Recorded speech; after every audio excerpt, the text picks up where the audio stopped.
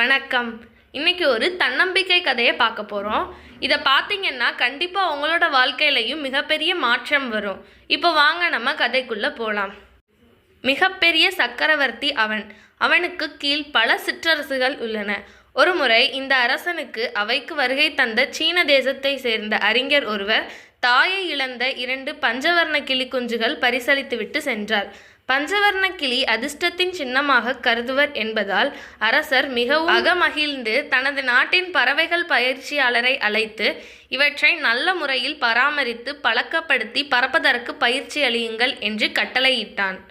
மாதங்கள் உருண்டோடின. பறவைகள் எப்படி வளர்கின்றன, நன்றாக பறக்கின்றனவா என்று தெரிந்து கொள்ள பயிற்சியாளரை அழைத்தான் மன்னன். அரசே, 2 பறவைகளுள் ஒன்று நன்றாக பறக்க கற்றுக்கொண்டு விட்டது. மற்றொன்று எவ்வளவோ முயற்சி சிந்தும் அது அமர்ந்திருக்கும் கிளையை விட்டு நகர மறுக்கிறது என்றான்.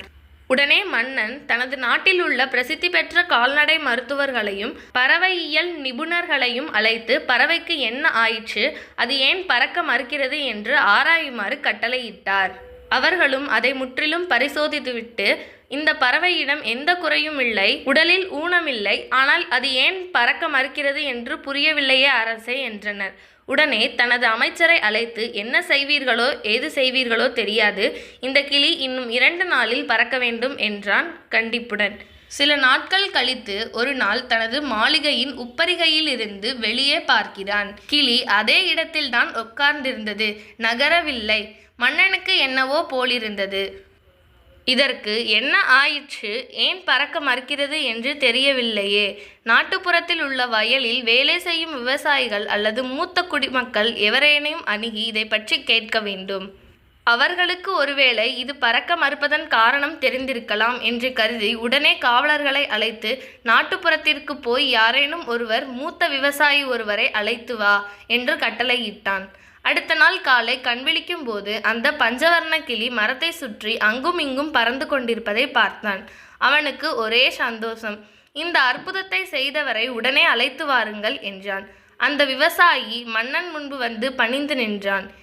எல்லாரும் முயற்சி செய்து தோற்றுவிட்ட நிலையில் நீ மட்டும் கிளியை எப்படி பறக்கச் செய்தாய்? மன்னன் முன் தலையை வணங்கியபடி விவசாயி சொன்னார், அது ரொம்ப சுலபமான காரியம் அரசே. மரத்தில் ஏறி அந்த பறவை உட்கார்ந்திருந்த கிளையை நான் வெட்டிவிட்டேன், வேறொன்றுமில்லை என்றார். இறைவனும் சில சமயம் அந்த விவசாயி போல நம்மை நமது சக்தியை உணரச் செய்ய வேண்டி நாம் அமர்ந்திருக்கும் கிளையை வெட்டி விடுவான். அது நமது நம்பிக்கையே. நம் சக்தியையும் ஆற்றலையும் நாம் உணர வேண்டும் என்று கருதி நம்மை உயர்த்தி கொள்ள முயற்சிக்க வேண்டும். நாம் அனைவரும் உயர உயர பறப்பதற்கு படைக்கப்பட்டவர்கள். ஆனால் பல சமயங்களில் நாம் நமது சக்தியை உணராமல் ஒரே இடத்தில் அமர்ந்து கொண்டு பழக்கப்பட்ட வேலைகளை மட்டும் அதுதான் நம்மால் முடியும் என்று கருதி செய்து வருகிறோம். நாம் சாதிக்க வேண்டியவை எண்ணற்றவை, முடிவற்றவை. ஆனால் நம்மில் பலருக்கு அது கண்டுபிடிக்கப்படாமலே போய்விடுகிறது. செக்குமாடு போல ஒரே இடத்தில் மிக சுலபமாக ஒரே வேலையை செய்வதில் தான் நாம் ஆர்வம் செலுத்துகின்றோம். ஆகையால் தான் பலருக்கு வாழ்க்கை ஒரு உற்சாகமான, த்ரில்லிங்கான, மனநிறைவான ஒன்றாக இல்லாமல் மிக சாதாரணமாக கழிந்து விடுகிறது. நாம் அமர்ந்திருக்கும் பயம் என்ன? கிளையை வெட்டி எறிந்து உயர பறக்க பெருமிதத்திற்காக சுதந்திர பறவைகளாய் நம்மை விடுவித்துக் கொள்ளுவோம். நாம் சாதிக்க பிறந்தவர்கள். இதுபோல் இன்ட்ரெஸ்டான நிறைய கதை வேணும் அப்படின்னா நம்மளுடைய சேனலை சப்ஸ்கிரைப் பண்ணிக்கோங்க. நன்றி.